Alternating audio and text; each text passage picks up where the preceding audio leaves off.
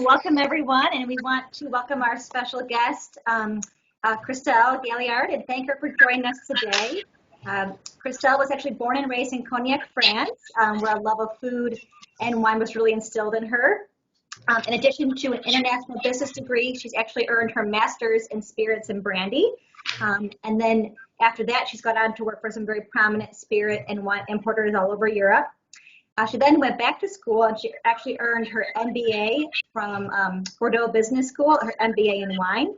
And after graduation, she's then moved to America, to Michigan, to take over as territory manager for a European importer. And always wanting to expand her education, Christel's actually recently begun pursuing her Master's of Wine certification. It's a very prestigious designation that few have achieved. So we're very excited to have her, and we know we'll learn a lot from her today. So Christel, take it away. Excellent. Thank you, Megan. So good evening, everyone, and I'm glad we can do that. It's really fun. I've done, obviously, in the last few months, a couple of classes and tasting, even wine dinners, as a matter of fact, and that was very fun to have people participate and learn and enjoy at the same time. So we initially, obviously, I'm French, so initially we wanted to do to feature a French wines tonight, but the one that we had picked was unfortunately low in inventory with the distributor. So we moved to Italy, which is also a lovely region. I used to work for a wine importer representing a lot of Italian wines before, and I thought, we are going to feature a grape variety that is a little bit different. So as you see here on the map, Friuli, Venezia Giulia, basically this is like a region in the northeast part of Italy. We are at the border of Slovenia and Austria, so as a matter of fact, where the winery is located, we see on the map south of Udine. They are like 25 minutes away from the Slovenian borders. So this is a beautiful region that is has a lot of mountains, so very hilly and nice for growing grapes, since lots of the grapes are at higher altitudes. And this is a region, interestingly enough, that is predominantly known for white wine. So you have a couple of regions in northern Italy that make some really beautiful white wines, and Friuli is one of them. But interestingly enough, tonight we are showing a red because I thought it's kind of fun to learn something new, and Pinot Grigio would be the main grape produced in that region, together with Chardonnay, Sauvignon Blanc. So because of the high altitude, you have obviously a lot of nice acidity, for the grape to grow. Here we are tonight. It's still, as a matter of fact, it's a good night since it's a little gray, so nice for drinking a red wine. So let's explore Angoris, or Tenuta di Angoris, the winery. Okay, here we are. So, and behind the name of the winery Angoris, we have the family Locatelli. Locatelli, they have been, obviously, they are one of the oldest wineries in that region of Italy. As you see in the vineyard, it's really a beautiful picture where you can see the mountains in the background. That reminds me a little bit as, you would be in Argentina or Chile also, where you have the vineyards and then the beautiful mountains in the background. So elevation, meaning cool climate, really great for grapes because, yes, we need the warm weather, but we also need the cool nights so that you have balance in the grapes. You want the sugar, but you want the acidity. Otherwise, you wouldn't be able to produce wine. You would make maybe juice. So the Locatelli family, or the Angoris winery, has been founded in 1648 by the Baron Locatelli. And since 1968, it has been managed by the family of Giulio Locatelli. So his son Luciano before him had it, and now we are looking at a picture of Marta, who is actually the manager and owner of the winery. So together with her family, she is continuing on that journey of making wine in that region of Italy. Here we have some beautiful image of the rolling hills. So Colli, and I'll talk about that in a little bit. So they have a large vineyard, 1,500 acres. It's pretty good size for vineyard in Europe. And it is the only winery, interestingly enough, that own land in all of the DOC. So we are going to say, like, okay, what does this mean? So DOC is Denominazione di Origine Controllata. This is a denomination or a quality. It's not a certification, but it's a way of qualifying the level of quality of regions. You have the AOC system in Italy. In France, in Italy, it's the DOC. And then above this is DOCG, with the G stands for Garantita.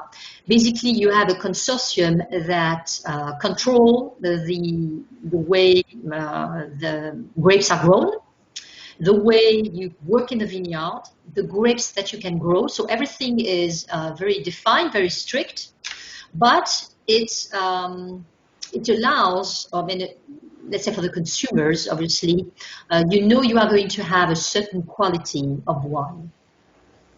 And so the 3 DOCs in that region are Isonzo, Collio, and Colli Orientali del Friuli.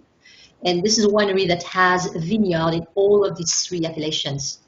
And interestingly enough, Colli or Collio comes from hill. And you see the vineyard is definitely very hilly. So another point that is good for this winery is that all the wines are estate grown. So estate grown meaning that they don't purchase fruit outside of their vineyard. And they are sold under 2 labels. So Villa Locatelli, where the grapes come from the Isonzo DOC, and under the Angoris label, which is what we have tonight, the grapes come from the 2 other appellations, Collio and Colli Orientali del Friuli. And as a matter of fact, you can see on the label of that bottle of wine, it says Colli Orientali, for Orient, obviously being east. And you see the Schioppettino grape right there, beautifully. So here is so I hope everybody has, for those of you who don't have the bottle, maybe you have something else, but for those of you who have the wine in your glass, and I had suggested maybe you could chill it a little bit. So Schioppettino is an indigenous grape variety only from that region of Italy.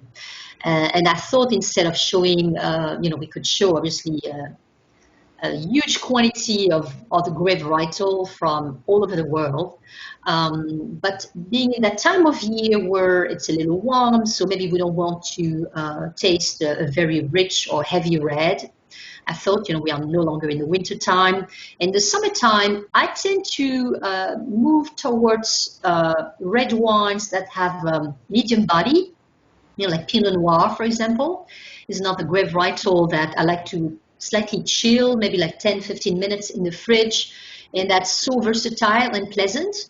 And I thought this wine, first from a region that is not as known as, let's say, Piemonte or Tuscany or Sicily, where you would find some other grape varietal, that would be interesting for you to discover it and to enjoy this time of year, a wine that is medium-bodied, but has a lot of fruit to offer. Has a nice nose in terms of pepper, so I like the dark, little bit, medium ruby color.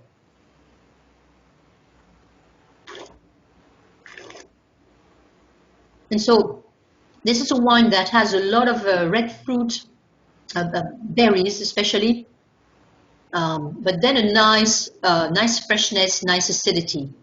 So again, that makes you almost salivate, want another glass. So I recommend it, obviously on the pictures I put some, like a prosciutto, we have like a little toast, say, of prosciutto and fig. But I like it also with some pasta with meat. A meat sauce would be perfect with that, or a charcuterie plate, roasted pork. That The T is a mistake that was meant to be a C, sorry, pork. Cheeses also, but even by itself, this is one that is very pleasant. Any comments from me on that wine? Any questions? For someone who likes cool climate Pinot Noir, it's very, I don't want to say it's close to it, but it has that style. It's not, so it's only aged, by the way, it's aged 12 months in tonneau. So tonneau is much bigger than a barrel. It's 900 liter. A barrel is in average is 225 liter if we take a Bordeaux barrel. So that's much bigger. That means that the intention was not to give the wine a lot of oak, but just to kind of accompany the wine, having smoothened, for 12 months, kind of get rounder, have the tannin get smoother, but without being, having the oak being aggressive. So that gives a little touch of, maybe a touch of earthiness, maybe some kind of mushroom spice, but without being heavy. Yes. Okay. John? Is this a family-owned vineyard in Italy? It is. So it's family-owned. It has been in family, as a matter of fact, for many generations now. And it's the Locatelli family that is behind the Angoris. So it's really nice. It's one of the oldest estates in that region. And as a matter of fact, I'm looking forward to be there in August. Visit that area, and so they make primarily white wine, because it's really a region that is known for it. But this is one of, or they make also another red wine that I particularly love, that is a little bit more rich, a little bit more expensive also. But I thought it would be fun tonight to have you discover that unique grape, Schioppettino. So Schioppettino, it's kind of fun to pronounce too.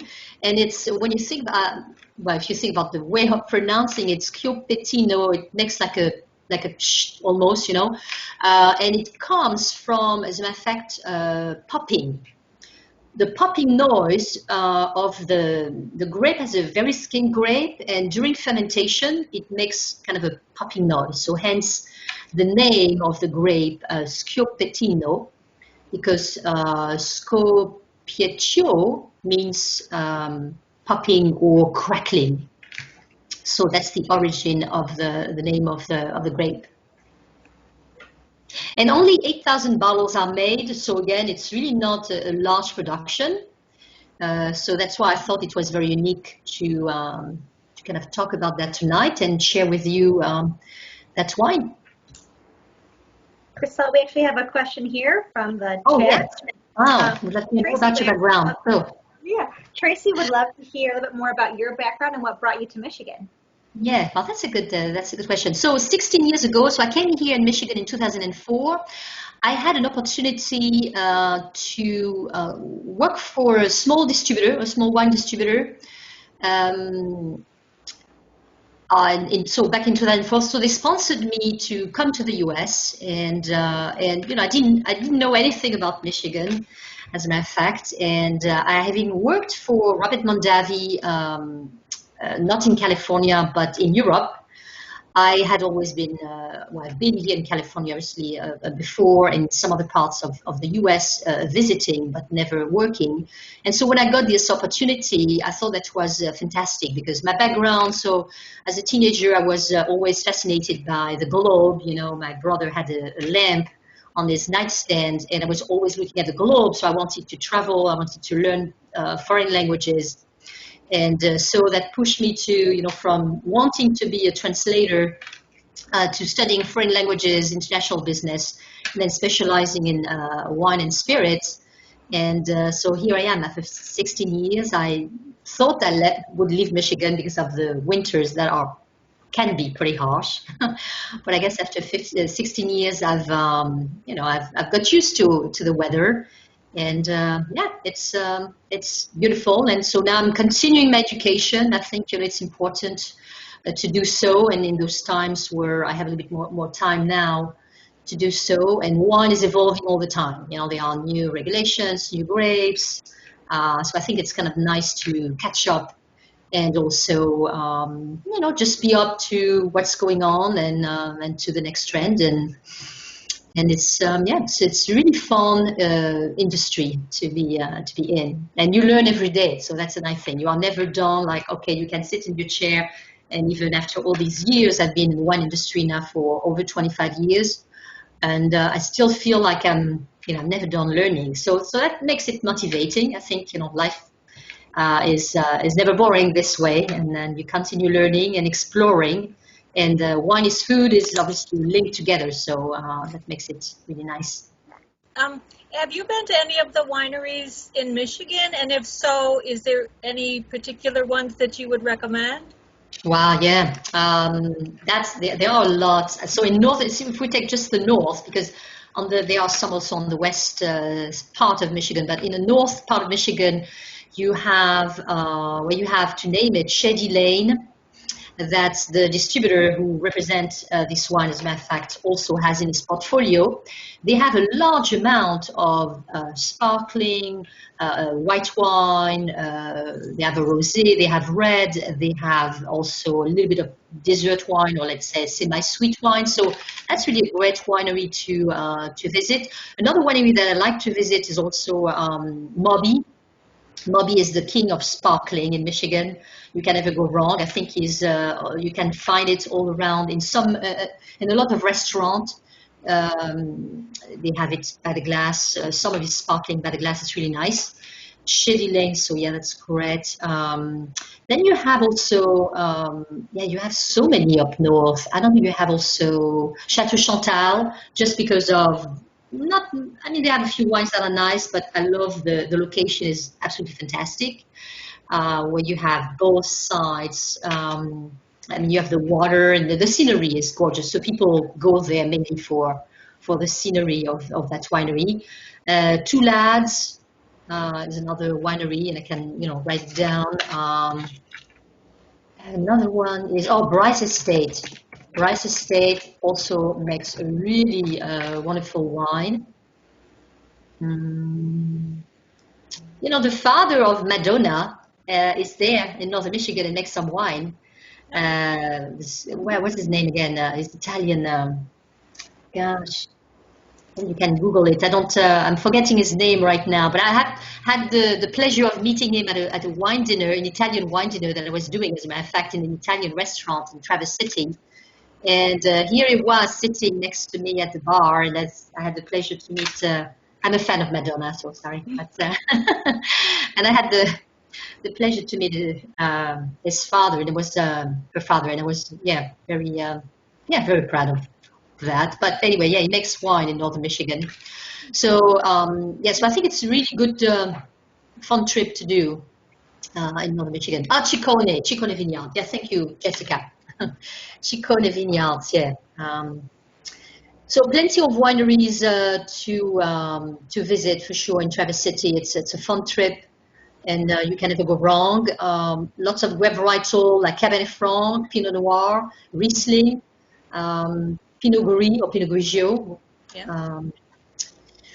because of the cool climate, So Wonderful. Excellent. Well, then I will say thank you for having me tonight. Thank you, everyone, for your participation, and I hope you enjoyed the wine. And again, just I'm sure you didn't finish the bottle as we were talking, so hopefully you can enjoy it maybe tonight or tomorrow. So what I would suggest is maybe you can keep it in the fridge, because it's kind of warm these days. So if you don't finish the bottle and for one reason or the other you don't want it tonight anymore, or you plan to have it tomorrow, just keep it in the fridge, and that will be perfect. First is stop the fermentation, so the wine can keep longer its freshness, and then tomorrow enjoy it with something on the grill, some charcuterie plate, or some little pasta or pizza, something like that. So again, thanks everyone, and I hope to see you soon. Have a nice night. Thank you. Thank you. Thank you so much. Thank you, Christel. Thank you. Bye. Merci beaucoup. Have a good night. Merci. Au revoir. Arrivederci. Ouais.